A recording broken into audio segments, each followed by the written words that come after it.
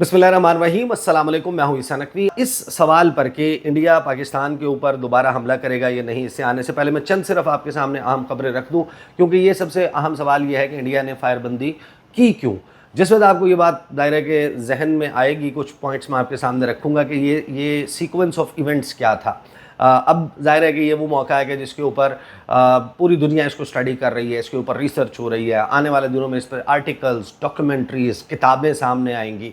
लोग लिखेंगे इसके बारे में कि कब क्या हुआ। लेकिन एक बड़ी सामने नज़र आने वाली तरतीब, जिसको ना इंडियन मीडिया डिस्कस कर रहा है, ना पाकिस्तानी मीडिया पर उस तरीके से तरतीब से ये चीज़ें रखी जा रही हैं, वो ज़रा तरतीब मैं आपके सामने दुरुस्त कर दूंगा तो आपको अंदाज़ा हो जाएगा कि इंडिया और इंडिया का माइंडसेट, जिस इंडिया को हम जानते हैं, वो इंडिया क्या है बेसिकली, वो भारत की इस वक्त सोच क्या है। इस वक्त सूरत हाल ये है कि एक तो ज़ाहिर है कि वज़ीर-ए-आज़म पाकिस्तान ने कोई दावत करनी थी, तमाम जो कौमी क़यादत है, सियासी कायदीन हैं, उस दावत को मुलतवी कर दिया गया है। ये दावत कहा जा रहा है कि अब कुछ वक्त के बाद होगी और इसमें शायद जो पार्टिसिपेंट्स पहले थे उससे ज़्यादा इजाफी जो है कुछ किया जा रहा है, एफ़र्ट किया जा रहा है। अच्छा, पाकिस्तान के सियासी मंजरनामे के हवाले से मैं इंशाल्लाह आने वाली वीडियोस में ज़रूर बात करूँगा, लेकिन एक तो ये काम हो चुका है। दूसरा, जो ऑपरेशन बियानुम मरसूस है, उसकी कामयाबी के हवाले से वज़ीर-ए-आज़म ने ऐलान कर दिया है कि हर साल 10 मई को यौम मारका हक जो है वो मनाया जाएगा। फिर हम ये ख़बर देखते हैं कि पाकिस्तान ने भारत के साथ 22 अप्रैल से 10 मई तक के मार्के को मारका हक का नाम दिया है और उसकी फिर तफसीलात जारी की हैं कि इस दौरान क्या क्या हुआ, किस तरीके से हुआ। अब आ जाते हैं उन 3 अहम ख़बरों के हवाले से जो इस फायरबंदी, इस सीज़ फायर से रिलेटेड हैं। एक तो गुज़श्ता शाम में, लेट इवनिंग आप कह लें कि 5 साढ़े 5 बजे पाकिस्तानी टाइम, 5 बजे इंडियन टाइम, पाकिस्तान और इंडिया के जो director generals of military operations हैं, उनका हॉटलाइन के ऊपर राब्ता हुआ। उस राब्ते के बाद जो मीडिया को तफसीलात जारी की गई हैं, इनको समझना बहुत ज़रूरी है। इसमें क्या कहा गया है? पाकिस्तान और भारत के director generals of military operations DGMOs के दरमियान बातचीत में जंग बंदी जारी रखने पर इत्तफाक हो गया। सिक्योरिटी ज़राए के मुताबिक पाकिस्तान और भारत के DGMOs के दरमियान सीज़ फायर का अगला लाएअमल तय करने के लिए राब्ता हुआ।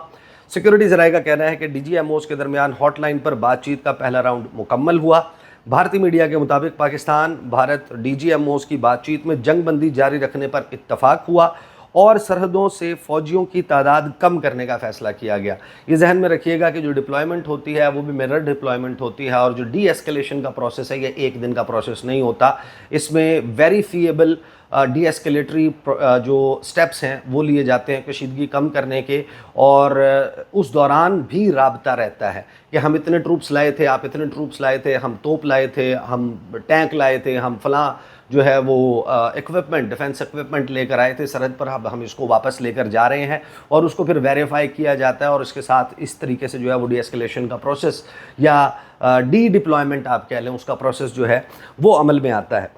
भारतीय मीडिया का कहना है कि दोनों अफवाज के दरमियान कोई फायरिंग नहीं होगी, शहरी आबादियों को निशाना नहीं बनाया जाएगा, पाकिस्तान और भारतीय अफवाज की जानिब से ड्रोन्स के ज़रिए कोई दरअंदाजी नहीं की जाएगी। उसके बाद जो है वो ये जो है वो बेसिकली प्राइमरीली 2-3 चीज़ें जो हैं वो हॉटलाइन राब्ते के से सामने आई। डोनाल्ड ट्रंप ने जो दावा किया, उस पर आने से पहले डोनाल्ड ट्रंप ने भी इसके हवाले से एक बड़ा दावा किया। उन्होंने बताया कि मैंने सीज़ फायर करवाया और मैंने किस तरीके से करवाया। उसमें एक चीज़ और हुई कि जिस वक्त नरेंद्र मोदी ने, जिसके ऊपर मैं सेपरेटली वीडियो करूंगा क्योंकि नरेंद्र मोदी पहले हमें इंडियन माइंडसेट के ऊपर और ख़ास तौर पर नरेंद्र मोदी के ऊपर जो है वो बहुत ज़्यादा ज़ाहिर है कि जिस किस्म और जिस तरीके से वो उस खत्ते को आग की लपेट में लेना चाहता है, जो भुस के किनारे वो पेट्रोल की बोतल और चिंगारी लेकर खड़ा हुआ है, जो एक जनूनियत है उसके जहन में, उस माइंडसेट के ऊपर गुस्सा आता था कि ये किस किस्म की जो है वो लीडरशिप है। लेकिन अब बाकायदा जो कल की उसकी तकरीर है उसके बाद तरस आता है। तरस इंडिया और इस पूरे मुल्क पर 1.5 अरब की आबादी, जिसका बड़ा पोटेंशियल भी है, उस मुल्क पर तरस आता है कि उनके पास किस किस्म का हुक्मरान है। कल की जो उसकी तकरीर है, उस तकरीर के बाद मुमकिन तौर पर क्या हो सकता है और कितना बेवकूफ़ उसने ख़ुद को साबित किया, उस पर खैर हम अलहदा से बात करेंगे।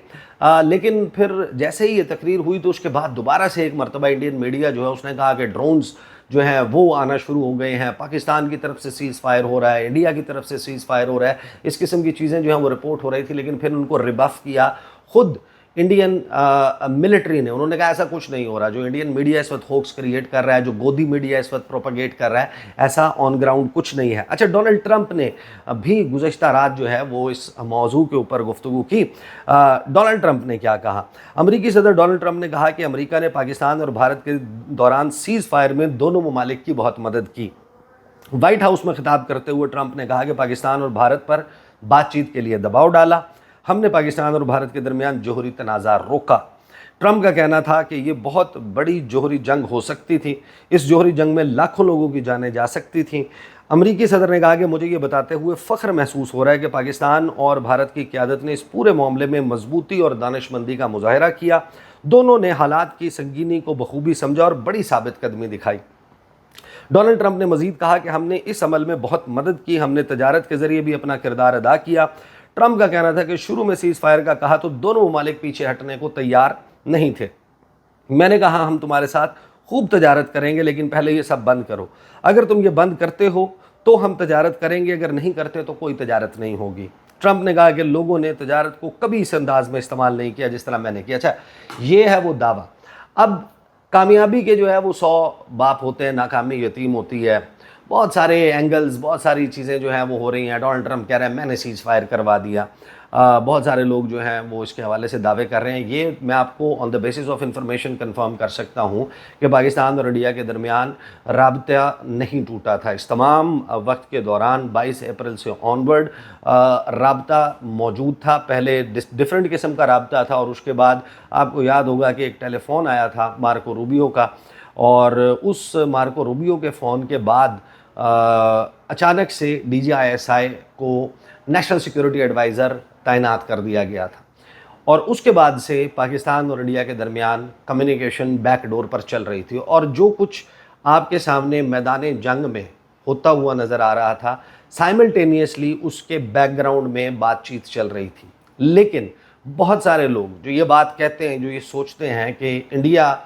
ने अमेरिका के कहने पर, या इंडिया जो है वो उस पर अमेरिका ने कोई वो किया। आप एक बात जहन में रखिएगा कि अगर इंडिया को जो ट्राजेक्टरी है, जो इसकी टाइम लाइन है, आप उसको फॉलो करें कि 10 तारीख और 9 तारीख इसकी दरमियानी रात जो हमला हुआ था, वो हमला कैसे हुआ था? वो जो नूर खान एयर बेस को टारगेट किया गया, जो मुरीद एयर बेस चकवाल को टारगेट किया गया, जो शोरकोट में हमला हुआ, सरगोदा को टारगेट करने की कोशिश की गई, पाकिस्तान की एयर बेसेस को, अगर तो 6 और 7 की दरमियानी रात जो ऑपरेशन सिंदूर लॉन्च किया गया वो कामयाब हो गया होता, इंडियन ऑब्जेक्टिव्स वहीं तक होते, तो फिर वो हमला, पाकिस्तान ने तो उस वक्त तक कोई हमला नहीं किया था, पाकिस्तान ने तो अटैक नहीं किया था, पाकिस्तान तो सिर्फ एक ऑफेंसिव पोस्चरिंग पर आ रहा था। पाकिस्तान अपने ट्रूप्स की मूवमेंट कर रहा था कि हमें इंडिया से ख़तरा है, हमने ख़ुद को बचाना है, और हम फोर्टिफाई कर रहे थे, अपनी सरहदों के ऊपर ट्रूप्स पहुंचा रहे थे। ये सब कुछ था, जवाब देने की बातें की जा रही थी। एक बात जहन में रखिएगा कि इंडिया अगर पाकिस्तान के ऊपर कामयाबी से ऐसा हमला कर सके या कर सकता हो कि जिसमें वो पाकिस्तान को नाकाबिले तलाफ़ी नुकसान पहुँचाए, अपना डैमेज करवाए बग़ैर, तो ये बात जहन में रखिएगा कि there is no love lost right now for Pakistan in the western world and हमारा जो ईस्टर्न नेबर है। जो ऑपरेशन पाकिस्तान की तरफ से लॉन्च किया गया, ये वो ऑपरेशन था जिसने इंडिया के तमाम अंदाज़े गलत साबित कर दिए। देखिए, बड़ी वाज़े तौर पर ये नज़र आता है कि जो 6 और 7 की दरमियानी रात थी, उसमें इंडिया को जो इंडियन एयर फोर्स को जो लॉसेस हुए, जो बियॉन्ड विजुअल रेंज कॉम्बैट हुआ, जिसमें रफाल फाइटर जेट्स गिरे, उसने इंडिया को बिल्कुल ही, जिसे कहते हैं कि इंडिया वाज शेल शॉक्ड। उनके वहमो गुमान में ये नहीं था कि हमारे साथ ये होगा। और जो उसके बाद पाकिस्तान की एयर बेसिस के ऊपर हमले होते हैं, वो उसकी आफ्टर मैथ में है कि जिन तैयारों को आप फ़िज़ा में तबाह नहीं कर सके और انڈیا کے پاس فیس سیونگ کے لیے کوئی چیز موجود نہیں تھی کہ انڈین جو ایئر فورس ہے وہ کس طریقے سے بتائے کہ ہم نے اس میں کیا اچیو کیا ہے. وہ تو بڑا کلین ہٹس کرنے گئے تھے اور ان کو جس طریقے سے پھڑکایا ہے پاکستان ایئر فورس نے فضا میں, جس طریقے سے ان کے طیارے گرائے ہیں, جیسے ان کی جیمنگ کی گئی ہے, جس طریقے سے وہ پروسیس میں کچھ ایکسپلین بھی کر چاہوں گا, اور بہت سارے لوگ یہ کہہ رہے ہیں کہ اس کو ذرا سادہ الفاظ میں ہمیں بتائیں کہ یہ ہوا کیسے. ایئر مارشل عامر صاحب نے گزشتہ روز میں نے یوٹیوب کے اوپر ان کے ساتھ ایک انٹرویو اپلوڈ کیا جس میں انہوں نے پورا پروسیس استعمال کیا کہ یہ کس قسم کا کل نیٹ ورک تھا, انویزیبل کل نیٹ ورک پاکستان اور چائنا کا, جس نے رفالز کو مارا. اس کے بعد جو اٹیکس پاکستان کے اوپر کیے گئے, انڈیا کو یہ لگتا تھا کہ وہ بڑے آرام سے اس کو کیری آؤٹ کرے گا اور ایک وار ٹرافی کے طور پہ کہ پاکستان گھبرا جائے گا, پاکستان ریٹیلیٹ نہیں کرے گا, اچانک سے اس کی ایئر بیسز جو ہیں وہ ہم تباہ کر دیں گے, اور اس تباہی کے بعد پاکستان بیگ کرے گا امریکہ سے اور پوری دنیا سے اور ہمارے گھٹنوں میں بیٹھ جائے گا. جب آپ سیز فائر کے لیے شرائط جن کے اوپر بات ہوئی ہے وہ دیکھتے ہیں کہ کشمیر کے اوپر بات ہوگی,